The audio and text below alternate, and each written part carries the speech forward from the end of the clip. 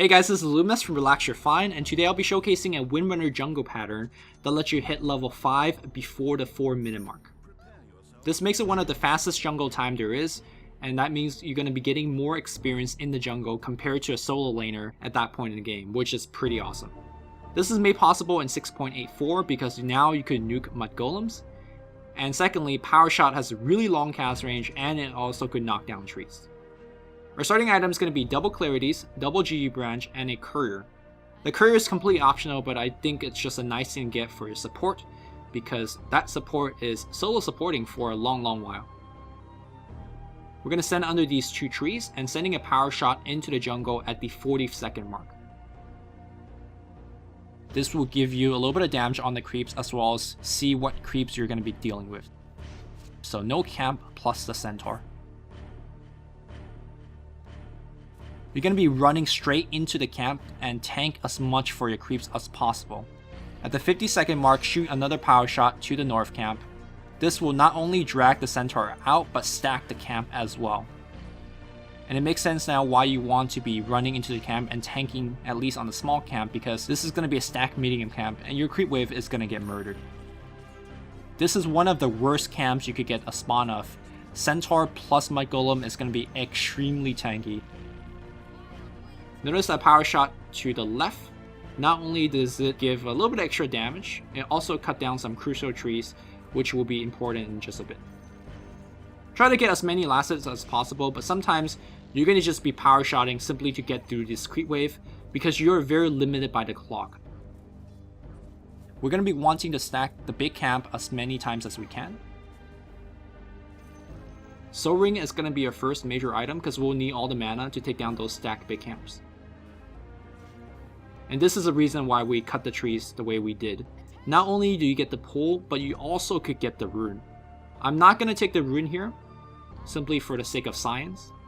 But obviously in a real game, getting an illusion rune or a bounty rune would be extremely helpful. I hit those wolf creeps to show them what's up. Not completely necessary, but hey, I got an extra auto attack off, which will let me go through that camp a little bit quicker later. The second cycle is not going to be as complicated. You're doing a simple pull and then a pull through. Obviously getting the timing down is going to take a little bit of practice. The medium camp will have some of the bigger variation on this particular cycle through.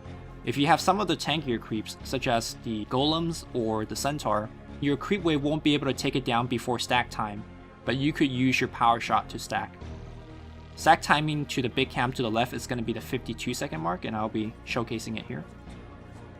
If it's not a very high damaging camp like the wolf camp, you're actually going to have a couple of melee creeps still alive, and that's actually going to help you tank against this big camp. But even if you don't have those creeps alive, it's not the biggest deal. When you use Soul Ring, immediately use Power Shot right after.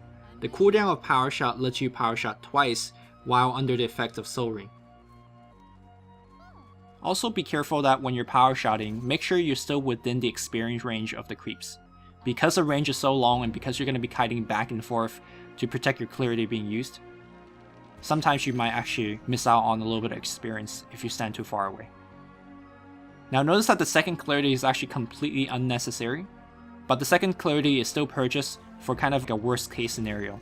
If you get double Mud Golem spawn, one on the first cycle and one on the second cycle, you're actually going to need a lot of power shots to go through. Lastly, most important tip, don't kill yourself while using Soul Ring. You're going to be standing at low HP most of the time, and dying is not cool. And there you go, level 5 before the 4-minute mark. Hey guys, if this is the first time you're watching a Relax Your Fine video, we're currently doing a compendium giveaway, and for more information you could check out this video here. Also, we make videos every Monday, Wednesday, and Friday, so if you like more educational Dota content, you should definitely subscribe to us. Until next time, this is Relax Your Fine, and we are signing off. GG guys!